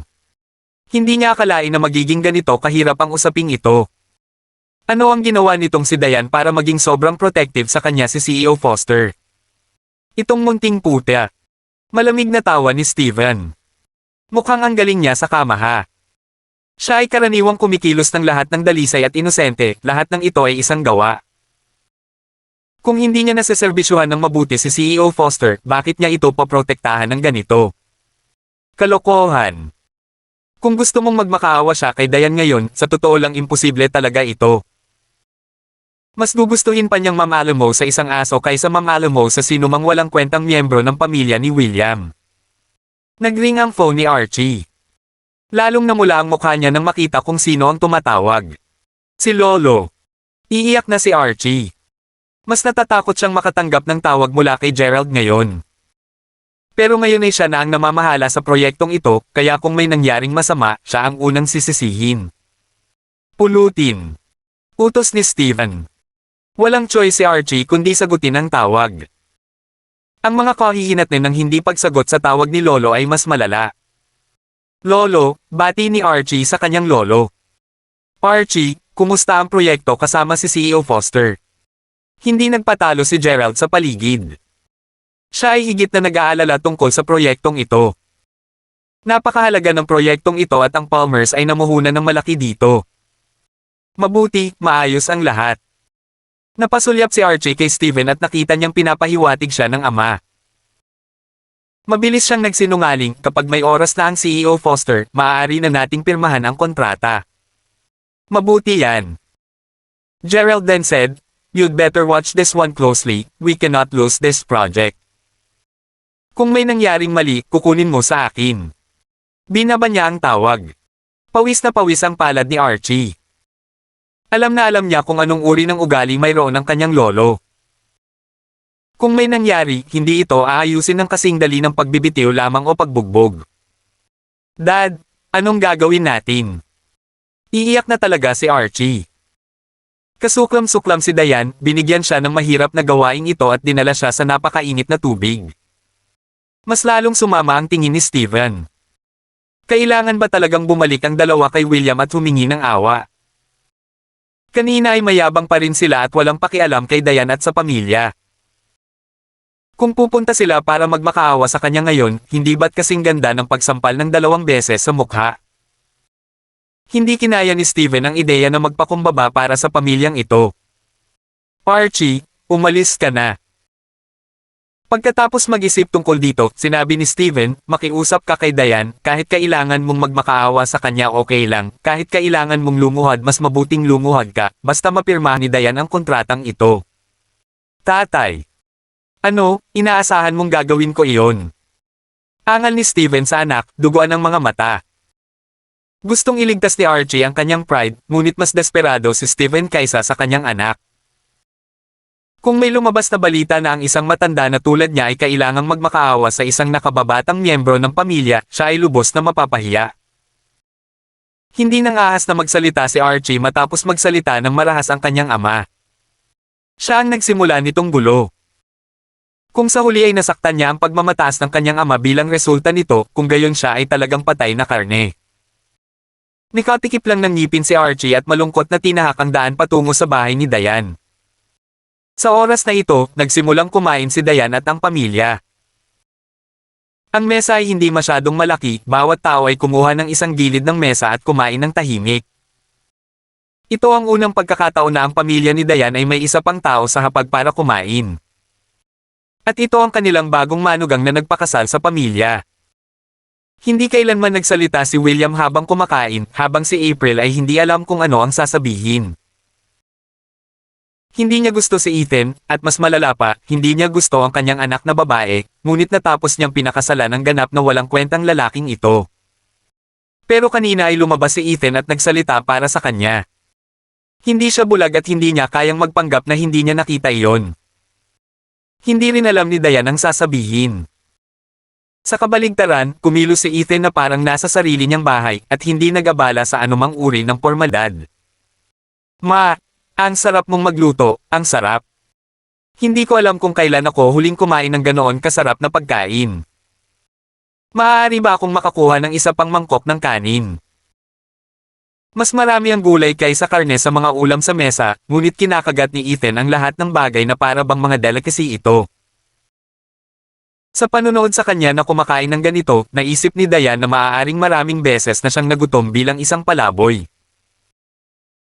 Kaya bago pa makapag-react si April, kinuha ni Diane ang walang laman na rice bowl ni Ethan at kumuha siya ng isa pang bowl. "Salamat mahal." Hawak-hawak ni Diane ang rice scoop sa kanyang kamay nang marinig niya ang pagtawag nito sa kanya, at agad namang nanginig ang kamay nito. Nang medyo awkward na, may ingay na naman sa pinto. Tumangala si William at babalik na sana sa kanyang silid ng matindi ang tingin ni April sa kanya at hindi siya naglakas loob na kumilos. "Sino ta?" sigaw ni April. "Auntie April, ako ito, Archie." May ilang galit ngunit mayroon ding kawalan ng kakayahan sa boses na ito.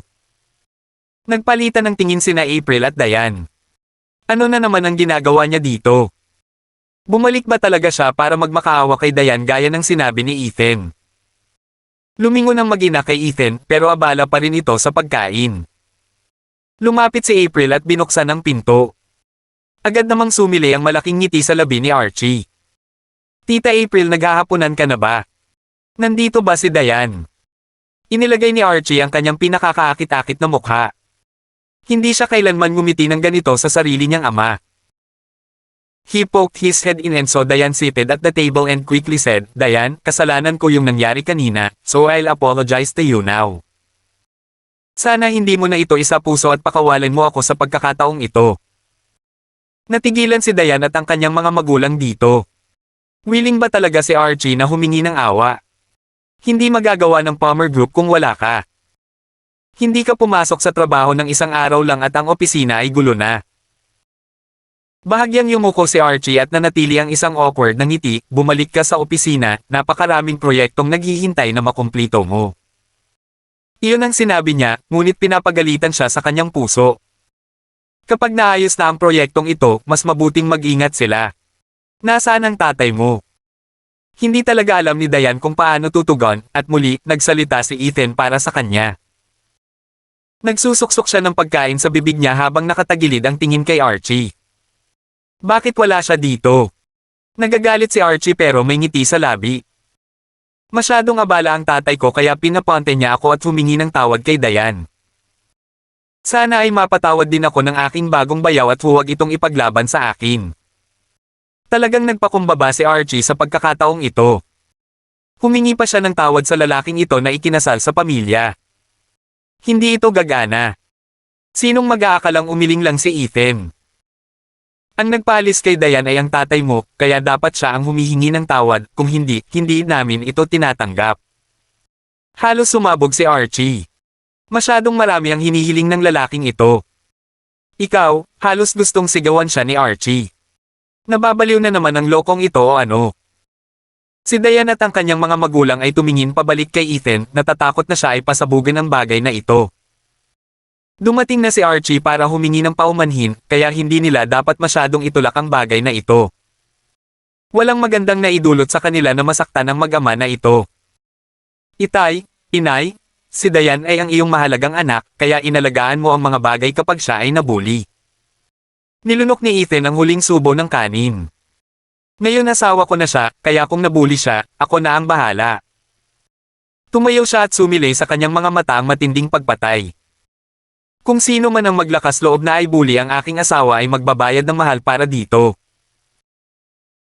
Ang nakakatakot na nakamamatay na aura na ito ay biglang nagyelo sa hangin sa kanilang paligid at idiniin ng husto si Archie, kaya hindi niya maiwasang kiligin. Ethan, mas mabuting huwag kang masyadong lumayo. Hindi na nakatiis si Archie. Naghanda pa siyang lumuhod. Pero hindi man lang inisip ni Ethan na pumunta siya rito para humingi ng tawad, kaya walang kwenta ang lumuhod. Sabihin mo sa papa mo na pumunta dito at humingi ng tawad. Kung hindi, kailangan mong tanggapin ang lahat ng kahihinatnan. Si Ethan ay hindi magalang tungkol dito. Tumayo ka pa dyan. Tapos na kaming kumain at wala kaming iniwan para sa aso. Kabanata 8. Sa sobrang galit ni Archie ay nagngangalit ang kanyang mga ngipin. Nagpakababa na siya at nagmamakaawa, at ito ang ugali na ibinibigay sa kanya ni Ethan. Nagbigay na siya ng daan palabas para sa kanila at hindi nila alam kung paano ito gagawin. Ikaw. Maghintay ka lang. Sinigaw ito ni Archie saka tumakbo papalapit dito sa takot na baka mabliw si Ethan at matamaan muli. Nagpalitan ng tingin si April kay William tapos napatingin silang dalawa kay Diane. Masyado ba tayong nagkakagulo? Ang mga huling salita ni Archie bago umalis ay halatang banta. Hindi maiwasan ni Diane ang bahagyang pag-aalala. Alam na alam niya kung anong uri ng mga tao si Steven at ang kanyang anak. Hindi niya kailanman tinitingnan si William bilang kanyang sariling nakababatang kapatid, kaya natural na hindi niya tinatreto ang pamilya ni William bilang mga kamag-anak. Kung magalit sila sa kanya, ang taong ito ay may kakayahang gumawa ng kahit ano. Hindi talaga. Kalmadong putol ni Ethan. Sinabi niya sa amin na maghintay, kaya maghintay kami. With that, sinimulan na ni Ethan ang paglilinis ng mga pinagkainan. Sa halip ay sumugod si April para gawin ito nang makita niyang nagsisimula na siyang maglinis. Halika, gagawin ko. Ang manugang na ito ay may matinding init ng ulo. Hindi niya ito namalayan noon, ngunit ngayon ay malinaw na poprotektahan ni Ethan ang kanilang pamilya at pipigilan si Steven at ang anak sa pananakot sa kanila. Talaga bang walang tirahan ito? Naging mahirap sa iyo, ma, nakangiting sabi ni Ethan habang sinasabi ito. Mabilis talaga siyang umangkop sa role. Hindi pa rin mapakali si William ngunit hindi niya alam kung ano ang sasabihin. Hindi naman siya ang may huling say sa pamilyang ito. Kaya't muli na lang siyang nagtago sa kanyang silid at mahinang isinara ang pinto sa likuran niya. Ngayon ay talagang nasaktan mo sila. Napabuntong hininga si Diane. Hindi na masama na dumating si Archie para humingi ng tawad. Hindi pa niya nakitang nagpakumbaba si Archie. Iniisip pa rin niya na hayaan na lang niya ito bago ito pumutok para hindi nito madagdagan ang tensyon sa loob ng pamilya. Ngunit tila walang pakialam si Ethan sa alinman sa mga ito at iginiit na personal na lumapit si Steven upang humingi ng tawad. Paano ito naging posible? Ibig sabihin, ang makasarili at mapagmataas na tiyuhin niya ay hinding-hindi hihingi ng tawad sa kanila. Ikaw ay mali. Malinis at malinaw ang mga mata ni Ethan. Sila ang nakasakit sa akin. Nasabi ko na dati. Hindi ko hahayaan na may mangbuli sa'yo. Dahil sa titig na iyon sa kanyang mga mata ay nagpanik si Diane. Lumipas ang 1 oras. Tapos na si April sa paghuhugas ng pinggan. Nang makita niyang naliligo na si Ethan, mabilis siyang tumakbo sa kwarto ni Diane. Nanay! Diane, sino ba talaga si Ethan? Bamulong si April, kahit paano pakiramdam ko iba ang pakikitungo niya sa iyo. Namula si Diane. Ano bang pinagsasabi mo, hindi naman tayo magkakilala? Kinagat niya ang labi niya. Mula sa unang pagkakataon na nakita niya si Ethan, palagi niyang pinuprotektahan siya at ang kanyang pamilya mula sa pang-aapi ni Steven at ng anak. Talagang hahayaan mo siyang matulog ngayong gabi. Nag-alala si April tungkol dito. Si Ethan ay asawa ni Diane sa papel, ngunit hindi pa nila ito gustong tanggapin. May sakit siya sa pag-iisip. Natatakot siyang baka masaktan ni Ethan si Diane. Saglit na nagalinlangan si Diane, pagkatapos ay naisip niya ang malinis at malinaw na tingin sa mga mata ni Ethan. Hindi niya ako sasaktan. Bumukas ang pinto ng banyo at mabilis na lumabas si April, binibigkas ang kanyang anak na babae, "There's an iron bat in my room, just shout if anything happen." Pulang-pula ang mukha ni Diane at malakas ang tibok ng puso niya. Hahayaan ba niyang matulog si Ethan sa kwarto niya? May kumakalabog na naman sa main door. Si William ay parang takot na pusa, tumindig lahat ng balahibo niya. Parehong namutla ang mukha ni April. Nandito siya. Nandito si Steven. Dahil sa kanyang ugali, walang paraan na matitiis niya ito. Napahamak sila. Maging si Diane ay hindi maiwasang kabahan. Pumasok siya sa sala at nakatitig sa pinto, parang may 12 gangster na may hawak na baseball bat sa likod ng pintong iyon. Ang buong pamilya ay kumilos na para bang makakatagpo sila ng isang mabigat na kalaban. Buksan mo ang pinto. Gumamit si Ethan ng tuwalya para panasan ang kanyang buhok habang nakangiti at sinabing, "May mga bisita tayo." Hindi talaga alam ni Diane kung ano ang gagawin sa nakaka-relax nitong ugali. Talaga bang hindi natatakot ang lalaking ito? O wala lang siyang pakialam? Naglakad siya papunta sa pinto at binuksan ito. Nakatayo doon si Steven at nasa likod niya si Archie. Diane. Medyo masama ang tingin sa mukha ni Steven. Pero nagawa pa rin niyang pumisil ng ngiti. Pinapunta rito ang iyong tiyuhin para humingi ng tawad sa iyo. Natigilan si Diane. Natigilan din ang dalawang nakikinig gamit ang kanilang mga tainga sa pintuan ng kanilang silid. Pumunta talaga dito si Steven para humingi ng tawad. Ang pagpapali sa iyo ay isang pagkakaunawaan, lahat ng ito ay kasalanan ni Archie at tinuruan ko na siya ng leksyon. Itinuro ni Steven ang kanyang anak at agad na iniyuko ni Archie ang kanyang ulo. "I'm sorry Diane, I was wrong, please forgive me." Ang ilan sa mga ito ay kasalanan ko rin. Hindi ko nasuri ng maayos bago ka paalisin, mali iyon sa akin. Patuloy ni Steven, "Sana mapatawad mo ako. Kailangan ka talaga ng kumpanya." Ang kanyang tono ay kasing sinsero. Kung hindi pa rin pumayag si Diane na bumalik, wala na siyang magagawa. "Bukas, pupunta ako sa pasukan ng opisina para tanggapin ka at ibalik ka, pagkatapos ay ipapaliwanag ko rin kung ano ang nangyari sa lahat ng personal upang mabigyan ka ng hustisya," sabi ni Steven.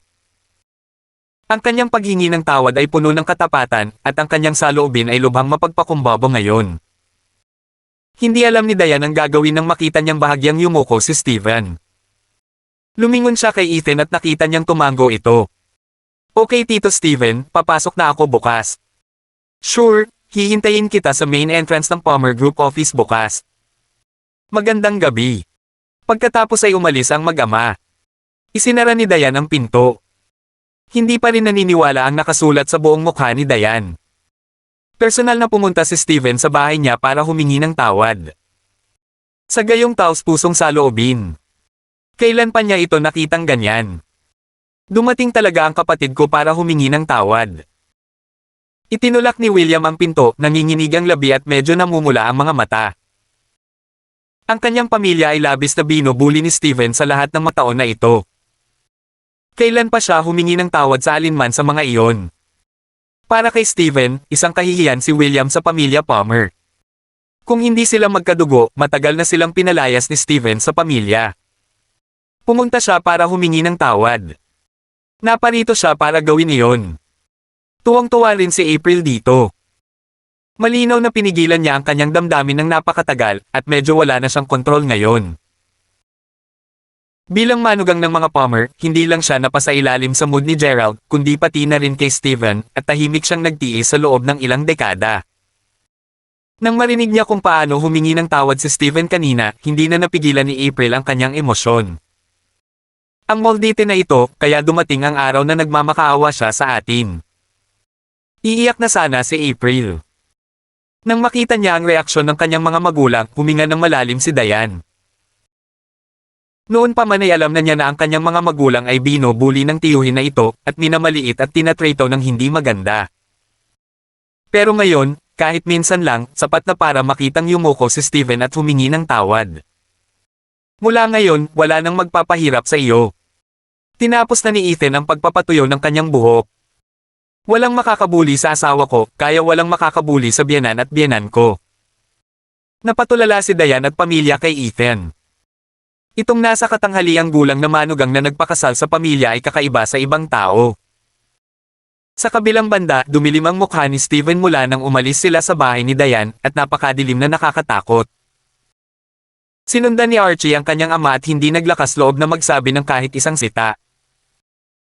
Ang pagpilit ni Ethan kay Steven na umakyat ng personal upang mapagkumbaba na humingi ng tawad ay kasing ganda ng pagbibigay ng isang magandang sampal sa mukha. Sabihin sa lahat ng manggagawa na pumasok ng isang oras ng mas maaga para hintayin si Dayan sa pasukan ng opisina bukas. Malamig na ngumiti si Steven, puno ng bisyo ang mukha. Gayon din, lihim na ipakalat na si Dayan ay natutulog kasama ang CEO Foster, at gustong pilitin ng Palmer Group na yumuko sa kanya. Titingnan ko kung makapal ang balat ni Dayan para manatili sa Palmer Group o hindi. Kabanata Siyam. Gabi na noon. Oras na para matulog, ngunit hindi makatulog si Dayan. Kinabahan siya ng husto. Kahit na pakiramdam niya ay tiyak na mas marami ang mabubuting tao kaysa sa masasama sa mundo, ngunit isang araw pa lang niya nakilala si Ethan. At saka, ang impormasyon na sinabi nila na si Ethan ay may sakit sa pag-iisip, kaya ano ang gagawin niya kung bigla itong mawala ng kontrol. Nakahiga si Ethan sa sahig at ramdam niya ang pagkabalisa sa paghinga ni Dayan. Hindi mo kailangang maglagay ng gunting sa ilalim ng iyong unan, biglang nagsalita si Ethan. Don't worry at matulog ka na lang. Magandang gabi. Pumikit muna si Ethan. Bumagsak ang puso ni Dayan at inilabas niya ang kanyang kamay mula sa ilalim ng unan. Marahan niyang kinagat ang kanyang labi. Paano nalaman ni Ethan na naglagay siya ng gunting doon? Hindi niya ako sasaktan. Para sa ilang kadahilanan, si Dayan ay lalong nagtiwala dito. Kaya't nagpahinga siya, pinaikit ang kanyang mga mata at nakatulog. Lumipas ang gabi ng walang kabuluhan. Nagising si Dayan kinabukasan, at medyo okay na ang tulog niya. Kumakain na ng almusal si Ethan nang lumabas siya ng kwarto. Sa halip ay si April ang namumula sa mga mata. Halatang hindi siya nakatulog ng maayos. Halika na at kumain ng agahan, maagang nagising si Mama para ihanda ito. Tinulungan talaga ni Ethan ang sarili niya dito. Nang makita niyang tumungo si Dayan sa banyo, mabilis na sinundan siya ni April. Kagabi, siya ba? Walang nangyari, Maria. Namula si Dayan. Natulog siya sa sahig, hindi niya ako ginalaw. Pagkasabi ni Dayan, nasa ibang direksyon ang iniisip. Dapat ba niyang purihin si Ethan sa pagiging maginoo o hindi siya kaakit-akit? Iyon ay hindi posible siya ang naging pinakamagandang babae sa paligid mula noong siya ay bata pa. Kung susunugin niya ang lahat ng mga liham ng pag-ibig na natanggap niya, ang apoy ay maaaring magluto ng isang buong kaldero ng lugaw. Nakahinga naman ng maluwag si April sa narinig. Lihim siyang umaasa na maghintay ng magandang panahon para paghiwalayin sina Diane at Ethan para magkahiwalay sila ng buhay. Halika, papasukin kita sa trabaho. Nang matapos na siya sa almusal, gusto ni Ethan na ipadala si Diane sa trabaho. Hindi na kailangan, pupunta ako mag-isa. Pinayuhan siya ni Diane, mas mabuting manatili ka sa bahay, delikado sa labas. Paano kung si Archie ay lihim na umatake kay Ethan? Huwag kang mag-alala, hindi sila maglalakas loob. Napakunot ang noo ni Ethan nang makitang itinulak ni Diane ang kanyang electric scooter palabas. Isang scooter ha? Siya ay apo ng mga Palmer, ngunit ang kanyang antas ng pamumuhay ay talagang mahirap. Salamat kung ganoon. Masama ang pakiramdam ni Diane na tanggihan siya, kaya pinasakay niya si Ethan sa scooter habang siya ay nagtago sa likod nito. Sa ganitong paraan man lang ay hindi na niya kailangang tiisin ang malamig na hangin sa kanyang mukha. Kahit papaano ay medyo iba ang pakiramdam na ito. Sa Palmer Group Headquarters main entrance. Mayroong higit sa 100 empleyado na nakatayo sa pangunahing pinto na naghihintay na tanggapin si Diane. Ngunit makikita mo ang galit at sama ng loob na nakasulat sa mukha ng lahat. Nakuha lang nila ang notice bandang 1 or 2 AM the night before na kailangan nilang nasa opisina ng 1 oras mas maaga para matanggap si Diane. At bakit kailangan pa nilang gawin ito? Lalo na pagkatapos nilang marinig ang ilang chismis tungkol sa pagtulog ni Diane kasama ang kilalang CEO na si Foster at sadyang magpakita sa Palmer Group. Hindi bale na ang kumpanya ay maaaring harapin ang napakalaking pagkalugi, nagpasya pa siyang kusa na hindi siya papasok sa trabaho dahil ayaw niya.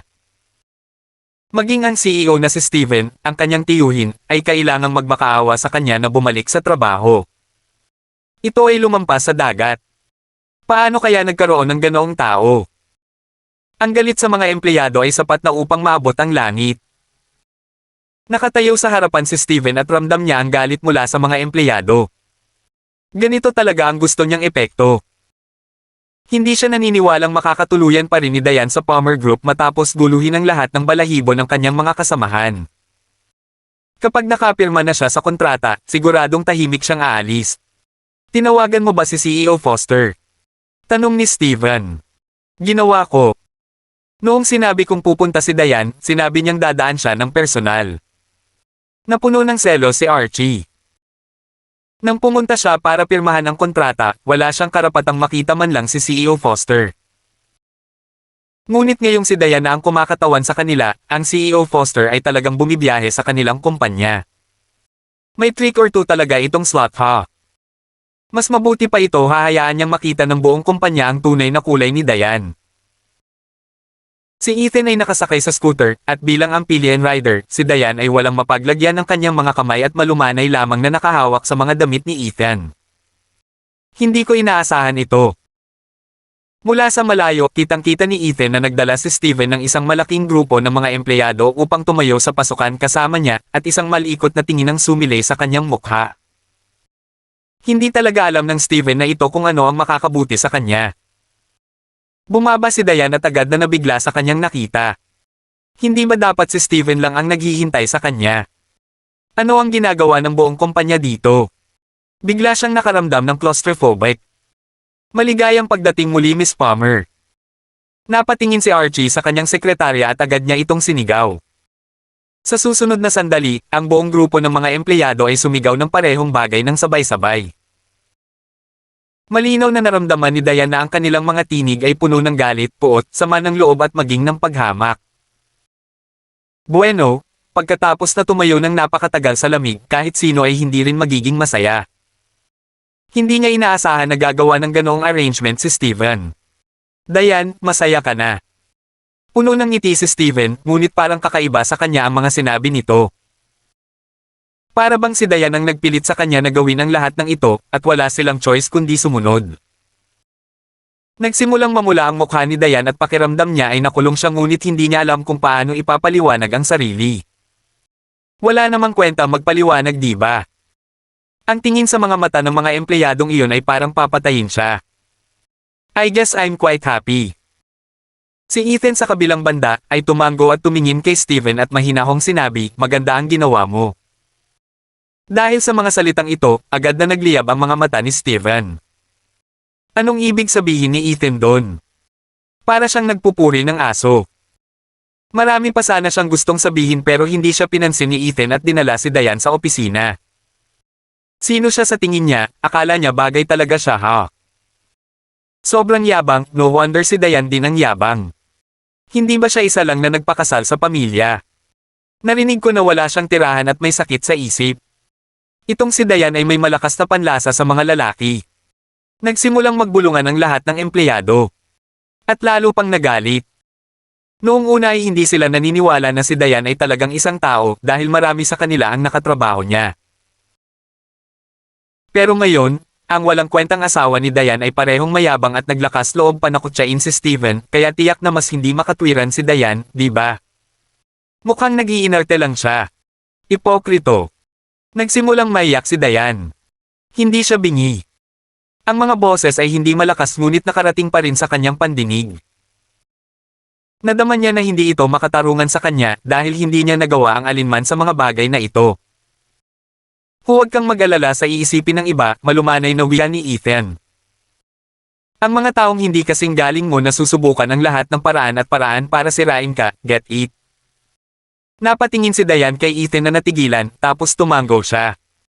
Nagayos si Steven ng bagong office space para sa kanya. Nasa kanya na ang lahat, mas malaki at mas maluho kaysa sa dati niyang opisina. Dahil dito, lalo pang nalungkot ang ibang mga empleyado. Gustong tanggihan ni Diane ang bagong opisinang ito, ngunit binuksan lang ni Ethan ang pinto at pumasok ng walang pakialam. Sa kanya, nakakalungkot na kailangang gumamit ng ganoong opisina ang kanyang asawa. Tay, sa tingin ko galit na ang buong kumpanya kay Diane ngayon. Tuwang-tuwa si Archie sa pag-iisip tungkol dito. At ang lokong iyon. Malamig na ngumiti si Steven. Marami siyang paraan para makitungo sa mga taong ganoon. Ito ay isang maliit na Diane lamang, hindi na niya kailangang mag-isip ng husto. Nandito na ba si CEO Foster? Dapat ay malapit na siyang makarating. Tumango si Steven. Mamaya, ilalantad natin ang totoong kulay ni Diane. Sa tingin mo ba mababaliw ang lokong si Ethan at bugbugin hanggang mamatay si CEO Foster kapag nalaman niyang nadungisan na ng CEO Foster ang asawa niya? Bakas ang tuwa sa mukha ng mag-ama. Kabanata 10. Dumating na si CEO Foster. 5 mararangyang sasakyan na magkakasunod, isang Bentley sa harapan, ang gandang tanawin. Sa Green Cliff, sumikat si Tom Foster. Siya ay may hindi mabilang na mga negosyo at marahil ay nireranggo sa nangungunang 3 pinakamayamang tao. Ang mas nakakagulat na bahagi ay ang Tom Foster ay naging mayaman sa halos 5 taon. Ang sinumang nagtrabaho sa kanya ay halos garantisadong kumita at hindi lugi. Ang Palmer Group ay namuhunan ng maraming mapagkukunan sa proyektong ito. Si Diane mismo ay nagtrabaho ng husto sa loob ng kalahating taon sa proyektong ito, nag-overtime araw-araw at magdamag. Ngayon ang mga detalye ng proyekto ay sa wakas ay naayos na, at ang huling hakbang ay ang pagpirma sa kontrata. Sino ang makakaalam? Si Tom Foster, na kilala sa kanyang masamang ugali, ay talagang personal na pupunta sa Palmer Group upang lagdaan ang kontrata. Hindi pa ito nangyari noon. CEO Foster. Naghihintay na si Steven sa pinto. Nang makita niyang huminto ang kotse ni Tom Foster, mabilis siyang tumakbo para salubungin siya, welcome, welcome. Bahagyang tumango si Tom Foster at iniskan ang lugar. Nasaan si Miss Diane? Hindi sinabi ni Steven kay Diane na darating si Tom Foster ngayon para pumirma sa kontrata. Sa halip, dinala niya ang lahat ng nasa top management na maghintay sa malamig na hangin sa pintuan. Nako, medyo abala si Diane at hindi malayang I-welcome si CEO Foster, kaya kailangan kong gawin ito kahit ako ang CEO. Naglagay si Steven ng isang awkward at nakakaawa na mukha. Nang marinig ito ng ibang direktor ay mas nagalit sila. Busy si Diane. Sa ano? Wala siyang anumang trabaho sa kanyang mga kamay at nakaupo lamang sa marangyang silid ng opisina kasama ang kanyang asawang walang tirahan. Alam ng kabutihan ang kanyang ginagawa ngayon. Kaya't kailangan nilang lumabas at gawin ito kasama ang CEO. Masyado na siyang umaabuso sa kanyang posisyon. Noong una ay akala nila ay magagalit si Tom Foster, ngunit sa hindi inaasahang pagkakataon ay tumango lang si Tom Foster at walang anumang sama ng loob sa kanyang mukha. Mukhang totoo ang mga chismis na iyon. May hindi magandang nangyayari sa pagitan ni Diane at CEO Foster. Damn it, it's better to be a woman after all. Just be kinda pretty, open your legs and you can get any project na gusto mo.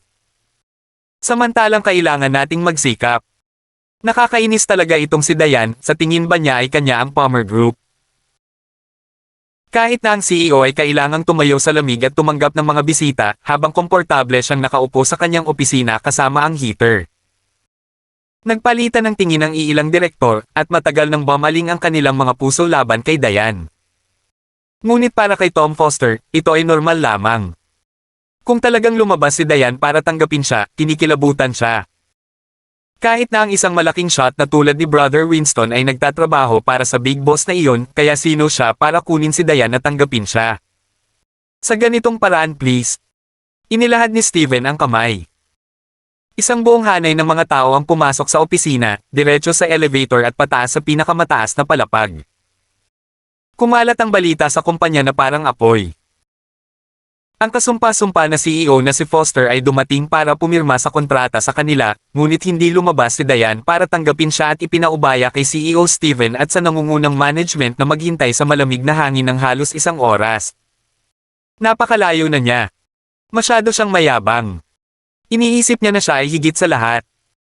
How dare she use her secret liaisons with CEO Foster para maging napakatapang.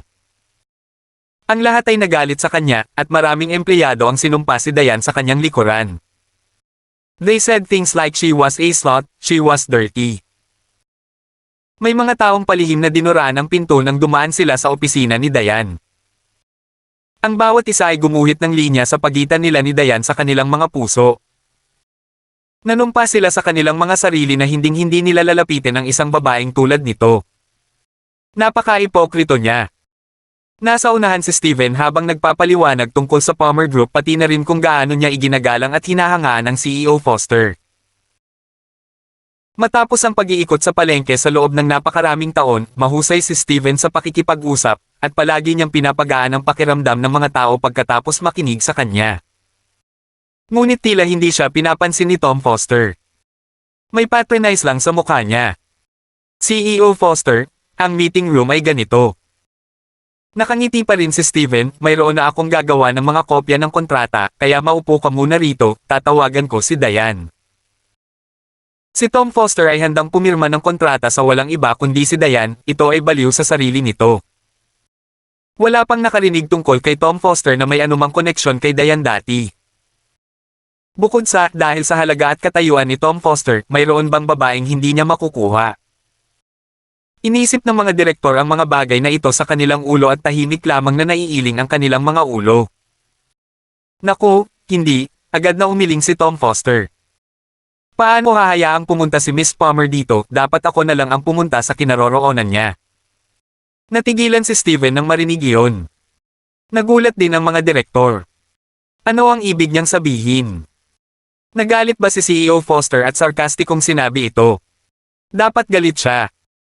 Kung tutuusin, magagalit ang sinumang makatagpo ng taong mayabang na ito.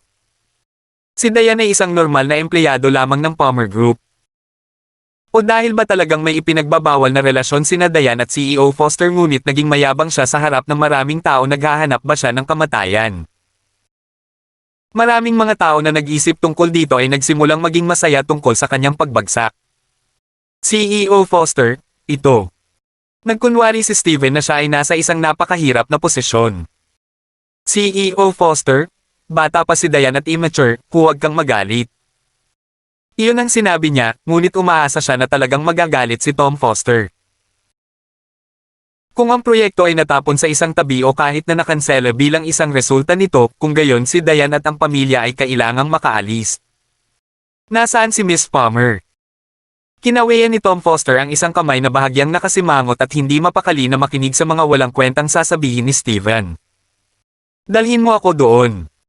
Sinenyasan ni Steven ang isa sa mga executive at agad siyang pumunta sa harapan.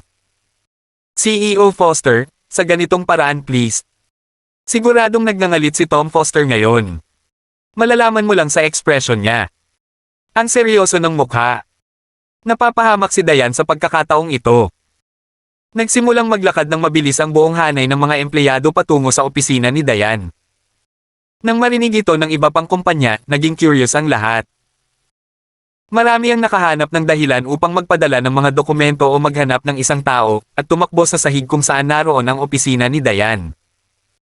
Napakayabang ni Diane, kaya naghihintay sila kung ano ang mangyayari sa kanya. Samantala, nasa opisina niya si Diane at hindi siya makaupo. Kahit kailan ay hindi niya pinangarap na magkaroon ng ganoong karangyang opisina. At personal itong inayos ni Steven sa kabila ng kasalukuyang sitwasyon. Naramdaman na lang niya na may hindi tama. Ethan, ano ang sinusubukang gawin ng aking tiyuhin? Nag-aalala si Diane. Pakiramdam ko ay may mali sa isang lugar. Naupo si Ethan sa sofa at mahinahong sumagot, may problema. Ang opisinang ito ay hindi sapat para sa iyo. Hindi nakaimik si Diane. Kung ang pamantayang ito ng karangyan ay hindi sapat, ano ang katawa-tawang mataas na pamantayan mayroon si Ethan? Siya ay isang batang palaboy bago ito. Bago pa makasagot si Diane ay may kumatok sa pinto ng opisina. Pasok po kayo, sagot ni Diane. Ang direktor na nanguna kanina ay nasa labas na nakakunot ang noo at sobrang sama ng loob. Hindi lumalapit si Diane para buksan ang pinto at kailangan niya itong pagbuksan. Itinulak niya ang pinto ng opisina at bumulong sa kanyang puso. Napapahamak si Diane sa pagkakataong ito.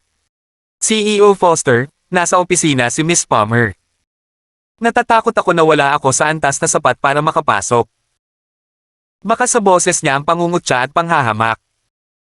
Naisip niya na si Tom Foster ay magkakaroon ng isang karaniwang kaaway sa kanya. Pero tumingin lang sa kanya si Tom Foster at kumunat ang noo, wala ka pa talagang level. Nang hindi naghihintay ng tugon, si Tom Foster ay parang ibang tao sa susunod na sandali. Bahagya siyang yumuko, ngumiti at pumasok na may malaking paggalang. Miss Palmer, pasensya na si Little Foster sa pag-abala sa iyo ng ganito, sana hindi ka magalit. Ang tono ng boses niya ay para bang nakakasalubong niya ang isang malaking shot. Natigilan ng direktor na iyon. Nagulat din si Steven, at ang kanyang lalamunan ay parang pinipiga ng putik at hindi siya makalabas ng kahit isang salita. Lahat ng mga empleyadong nanonood ay nanlaki din ang mga mata at nakanganga ang mga bibig. Ano? Anong nangyayari? Abangan po ang susunod na kabanata, ingat po lagi mga master.